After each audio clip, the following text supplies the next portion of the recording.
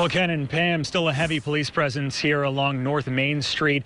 Several police officers stationed here behind me, making sure that no more looters come to this area, no more people come to this area to cause any more damage and destruction. As you saw leading into this report, several people going to Broadway Plaza today and damaging windows and stealing things from the stores there. And police are staged here and ready if more people come. This is our store. Smashed windows and lots of stolen merchandise. Dozens of looters take over downtown Walnut Creek. Several high-end stores at Broadway Plaza suffering heavy damage as their shelves were stripped of expensive sunglasses and clothing. Police were seen marching down Main Street in riot gear to break up the mad rush. The ransacking taking place amid protests across the Bay Area for George Floyd. Most demonstrations have been working to be peaceful, like this one Sunday afternoon near Civic Park. I don't believe that the people who seriously study and care about these issues are coming here to cause destruction. They're coming here to be heard because we have ignored their pleas since Ferguson. Organizers say rioting and looting diminishes the meaning behind the movement. I think it tends to undermine the cause, because then that's all people focus on is the negative stuff. Small businesses and restaurants prepared earlier in the day, expecting looters may target downtown. The general manager of Burma 2 says they've already been struggling because of the COVID-19 pandemic, and the last thing they need is damage and destruction. We're just trying to stay alive as it is, and we just don't want to suffer any more losses. The Target store here in Walnut Creek was also vandalized tonight. It's still unclear whether or not any downtown businesses, small businesses and restaurants were damaged by any looters. The police chief says that they want to ensure that people can protest peacefully here in the city of Walnut Creek, but it appears today much of what happened was just blatant crime. And now several shopping centers here in the East Bay have police activity preventing what happened here at Broadway Plaza from happening there. That's the latest here live in Walnut Creek. Dan Thorn, KRON 4 News. Dan, thank you. Well, the neighborhood is on edge tonight after a brazen armed robbery was caught on camera. A woman was seen walking her dog in Alameda when she was threatened with a gun and had her phone taken. Yeah, police say it happened Sunday afternoon on San Jose Avenue. KRON 4's Dan Thorn is talking with concerned neighbors in that area tonight. He joins us live from Alameda with more. Dan. Well, Pam, they are concerned and scared. Neighbors telling us crimes like these are happening more and more, and they want it to stop. An armed robbery caught on home security video is upsetting neighbors on a mostly quiet street in Alameda. The video shows a dark-colored van pulling up to a woman walking her dog on San Jose Avenue. A person then jumps out and points a gun at her. Screams are then heard as she is seen tossing the phone to the robber. It's always bad, no matter where it is, but it's getting too close to home. Chris Stento says he's lived in this neighborhood for almost 20 years. He says this type of crime doesn't happen around here, and it's becoming concerning. I've got kids and I'm worried about my neighborhood, but I think that's going on everywhere now, and I don't know how to fix it. Neighbor Kit Pogorski thinks the crime is bleeding into Alameda from other areas. You got to be hungry and desperate to drive along the street in broad daylight and rob people. Just boom, point a gun at somebody and take everything you want from them.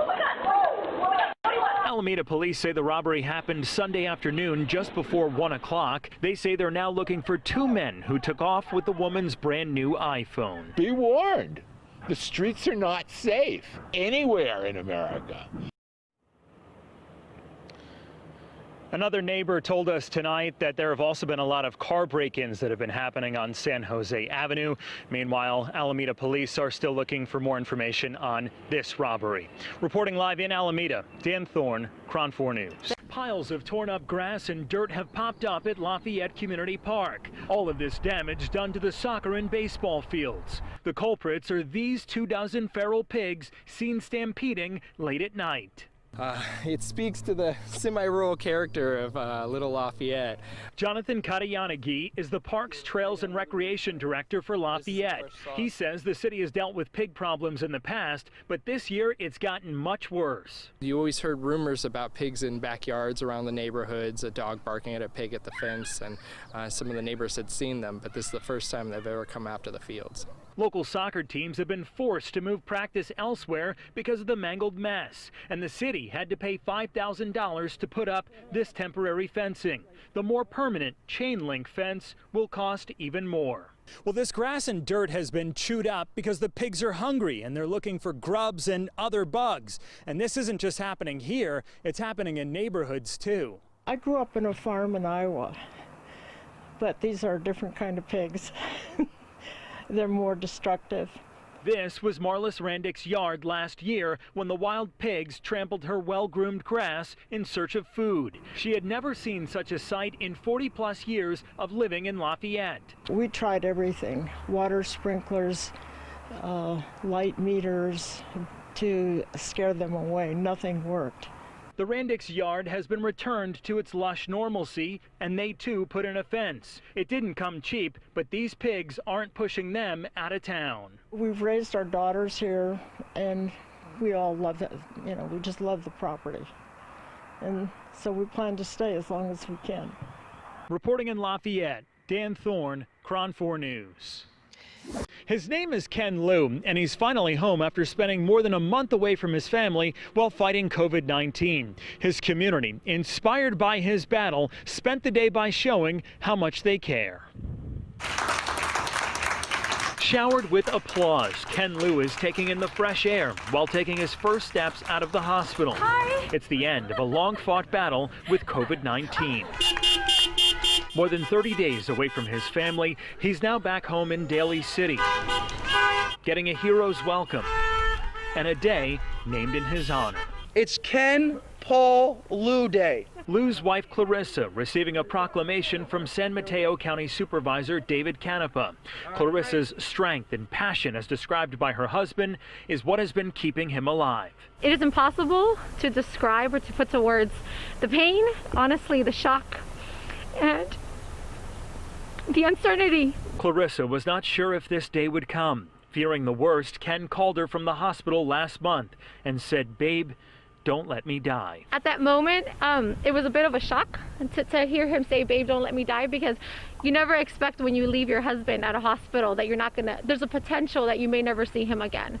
The will to live, driving the diabetic 38-year-old father of two to beat the odds. Today is a day of celebration. Today is a day of a family coming together and supporting each other. Watching from his window, Liu saw cars and trucks roll down the street in front of his home. It was the honking horns and waving signs of the Babe, Don't Let Me Die parade. It was the sounds of victory. But for this hero, the war isn't over yet. The drive down the road to recovery continues. He has a lot to live for. Ken will have to continue to rest at home in order to regain his strength and his energy. His friends and his extended family have also set up a GoFundMe page to help with any expenses during this difficult time. Reporting in Daly City, Dan Thorn, KRON 4 News.